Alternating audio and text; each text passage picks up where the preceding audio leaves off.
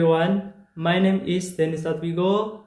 With the last student number 45, we are from group 4. We would like to explain to you about suprasegmental features in speech.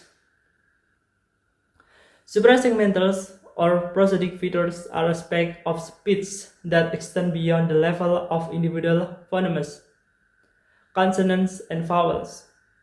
They occur across stages of speech and play a crucial role in conveying meaning and emotion, as well as differentiating words, phrases, or sentences that might otherwise be identical in their segmental composition. These features include pitch, stress, and duration, or length, and they help listeners interpret not only what is being said, but also how it is being said. Let's explore this feature more closely. The first one is pitch. Pitch refers to the perceived highness or loudness of the speaker's voice and is linked to the fundamental frequency of vocal vibration. It is evaluated on a continuum from high to low. Pitch is a key feature in many languages and can be essential for distinguishing meaning, especially in tonal language. Tonal language. In tonal language like Mandarin Chinese, pitch differences can entirely change the meaning of a word. For example, the syllable ma can take on 4 different meanings depending on the pitch contour, also known as tone. Use ma, high level pitch, mean mother. Ma, rising pitch, mean ham. Ma, falling rising pitch, means horse.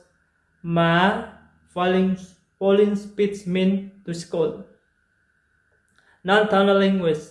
In non-tonal language like English or Indonesian, pitch still plays an important role, especially in conveying intonation patterns.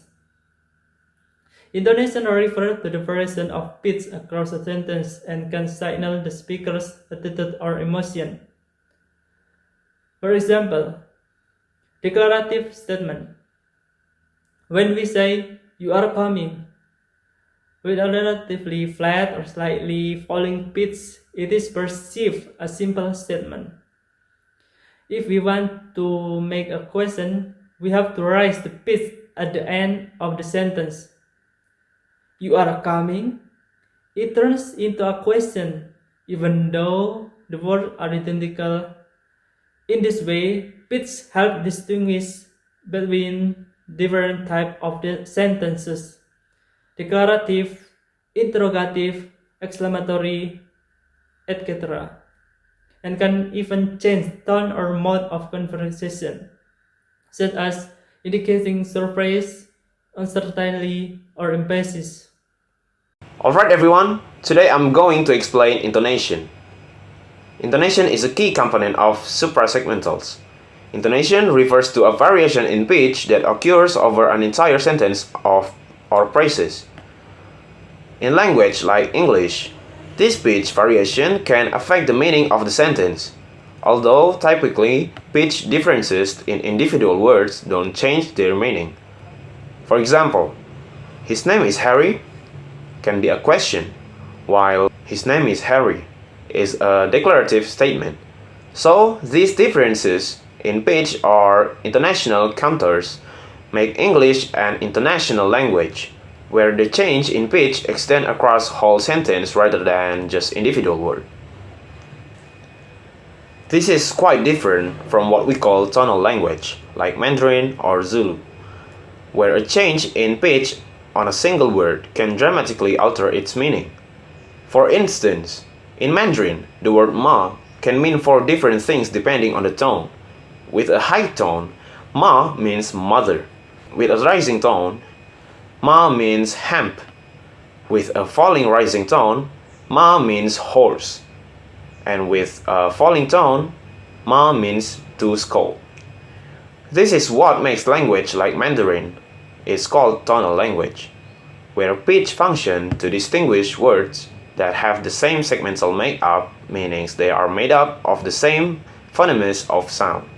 So, while intonation typically refers to pitch change over entire phrases in language like English, in tonal language, pitch change within a word itself can differentiate its meaning.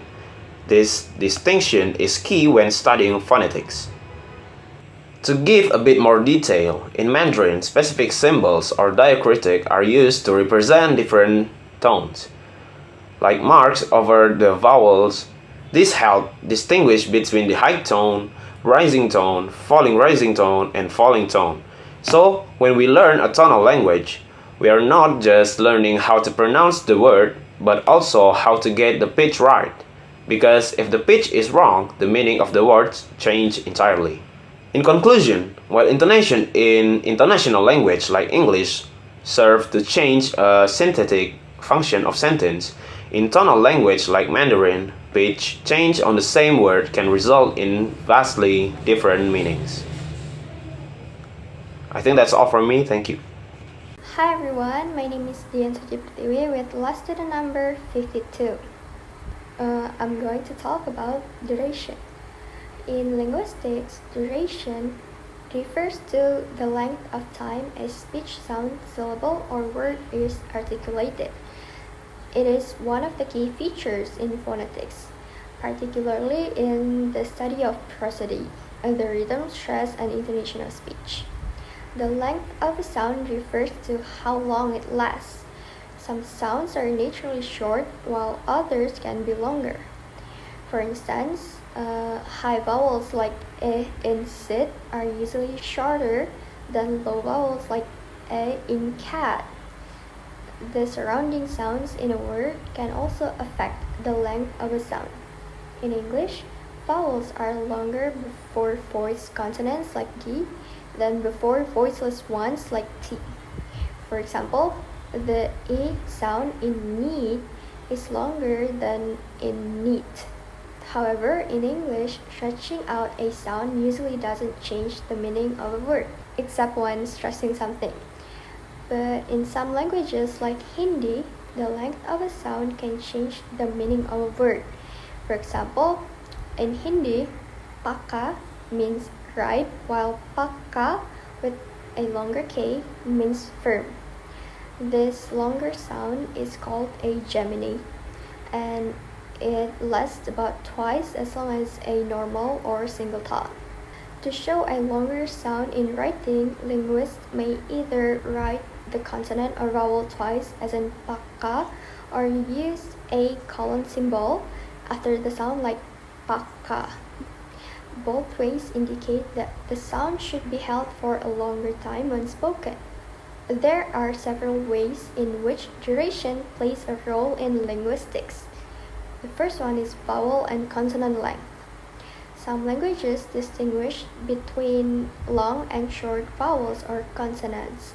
For instance, in languages like Japanese, Italian, and Finnish, vowel or consonant length can change the meaning of a word. For example, kita versus kita in Japanese, where the double E represents a longer vowel.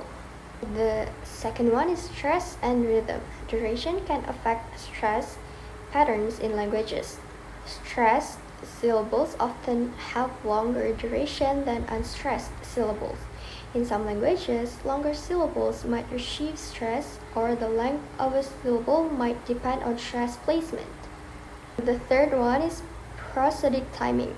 Duration contributes to the overall rhythm of speech. Some languages are stress-timed, like English, meaning the time between stressed syllables tends to be equal, while others are syllable-timed, like Spanish, where each syllable tends to take roughly the same amount of time. The fourth one is tempo and speaking rate. The overall duration of speech can vary depending on how fast or slow a person is speaking, which can influence the clarity or meaning of speech. A faster rate may shorten the duration of sounds and syllables. In some, Duration in linguistics affects both the phonetic and phonological properties of languages, impacting meaning, stress patterns, and overall speech rhythm. Alright everyone, I'm Tessa Gina Amira and I will continue the explanation about stress and connected speech in linguistics. So first one is about stress. Stress in linguistics refers to the emphasis or prominence placed on a particular part of a word or sentence. This emphasis can be achieved by raising the pitch, lengthening the sound, or making it louder than other parts. Stress is typically applied to syllables, the smallest speech units that can carry emphasis. What's interesting is that stress patterns vary depending on the language. For example, in Finnish and Hungarian, stress is always on the first syllable. And in French and Mayan language, stress always falls on the last syllable. And in Polish and Swahili, the stress is on the second to last syllable. However, in languages like English, stress patterns are more unpredictable. This means that where we place stress in a word can change its meaning or function. Example, in English, at least there are 3 levels of stress. The first one is primary stress, and the second one is secondary stress, and the last one is unstressed. And here I have a simple example is the word phonetic. The primary stress is on the second syllable, phonetic, giving the word its main emphasis. The placement of stress can also change the meaning or function of a word. For example, subject with stress on the first syllable is a noun, and subject with stress on the second syllable is a verb. Now, let's move on to connected speech. So, what exactly is connected speech? Well, when we talk, we don't speak in individually separate words. Instead, we speak in continuous stream of sounds. If you think about it, you rarely hear someone speak each word like its on island, with big pauses in between. Our words tend to blend or connect with one another. This is what we call connected speech. And there are a few key processes that happen when we connect our speech. Let's go through some of the most important ones. The first one is assimilation. This happens when one sound changes to become more like a neighboring sound. For example, if you say the phrase "good boy" quickly, the D sound in good may change slightly to sound more like a B, so it sounds like "good boy." The sounds influence each other, which helps our speech flow smoothly.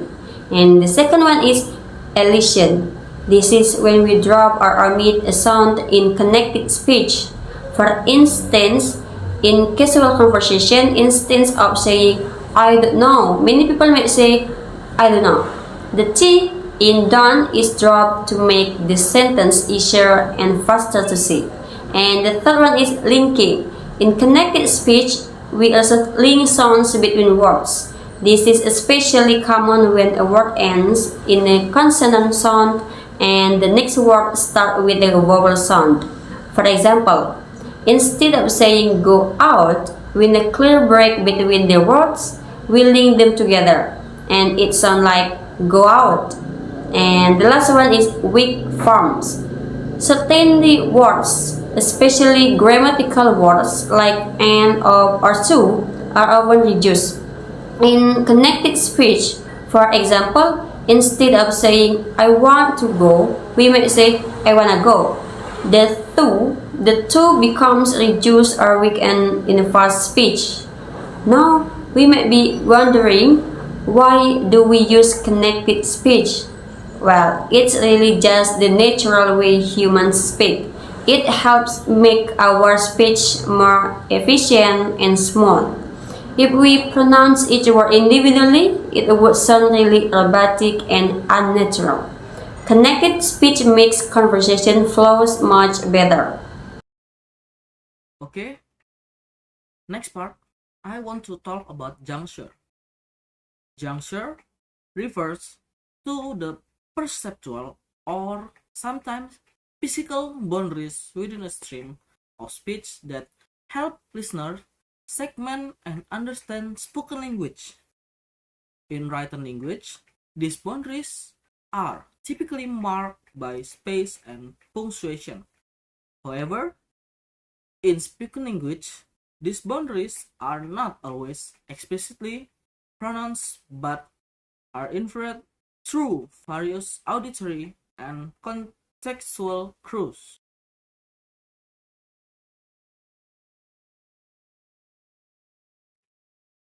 The role of juncture. Juncture is crucial for several reasons. Number one, disambiguation. In natural speech, many sequences of sound could be interpreted in multiple ways. Juncture help disambiguate this sequence by providing clues about where one word or phrase ends and another begins. Without clear juncture, listener might struggle to determine the intended meaning of an utterance. Number two, contextual interpretation. The context in which a statement is made plays a significant role in understanding juncture. For example, the word sequence, narrate, could mean narrate, or narrate, depending on surrounding conversation on context. In contextual understanding, help listeners infer the most likely interpretation. Number three, perceptual cause. Even though juncture might not always be physically present as a pause or break, listener perceive it through various auditory cues such as pitch change, duration of sound, and subtle pause. These cues help in segmenting speech and comprehending meaning.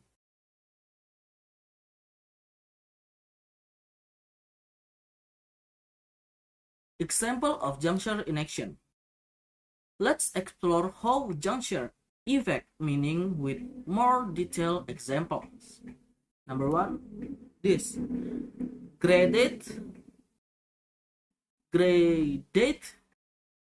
and grade 8. For gradate, this could be interpreted as gradate, a term related to graduation. True is not commonly used. In absence of clear juncture makes it less obvious. For gradate, here the junction between gray and date makes it clear that the speaker means gray date, which could imply a date with a metaphorically of literal gray. The pause helps distinguish the interpretation from others. For next, grade 8. The juncture here separates grade and 8, making the interpretation grade 8 clear. This refers to the 8 grades in school context. The juncture helps listener correctly identify the phrase as referring to specific educational level. Next, we have electric and electric. Electric, this is interpreted as electric, describing some things related to electricity. The lack of juncture here indicates that the term is used as a single concept. Electric, with the juncture separating elect and rig, listener interpret this as elect Rick, suggesting a choice or selection of someone named Rick for a position. This juncture clarifies that elect is a verb and Rick is a noun. Next, we have it's lit and it slit. It's lit, the juncture indicates it's lit, referring to the cover of some things. The separation between it's and lit makes this meaning clear. Next, it slit. Without juncture, this could be heard as it slit, meaning some things move smoothly. The juncture helps differently the action from the position. For next, we have that tough and that tough. For that tough, the juncture here is crucial for understanding the phrase as that stuff, which refers to unspecified material or object. The separation between that and stuff clarifies that meanings. For that's tough, the juncture helps identify that stuff, an expression indicating difficult or strength.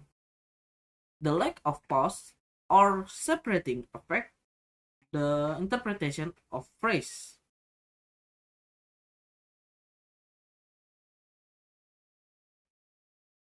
Perceptual cause for juncture. In connected speech, juncture is often perceived through number 1, pitch variation. A rise in pitch can indicate that end of a phrase or sentence, while a fall in pitch might signal the continuation of a sentence or a new phrase. Number 2, duration. The length of sound and pause can signal juncture. For instance, a slight pause or elongation in pronunciation can help listener distinguish between words and phrase. Number 3, glottal stops. The insertion of a glottal stop or a brief closure of the vocal cords can signal a juncture as it separates syllables or words. Number 4, aspiration. Differences in aspiration or the breath sound following certain consonants can also indicate juncture. For example, the aspiration difference can help differentiate between similar sound words. Number 5, actual pause. While not always present, actual pause between syllables or words can clearly mark juncture, helping listener trace the speech. Okay, that's all from us. Thanks for watching. We hope you found this video helpful and enjoyable. If you did, please give us a thumbs up and leave a comment below with your thought or any question you might have. See you in next time. Goodbye.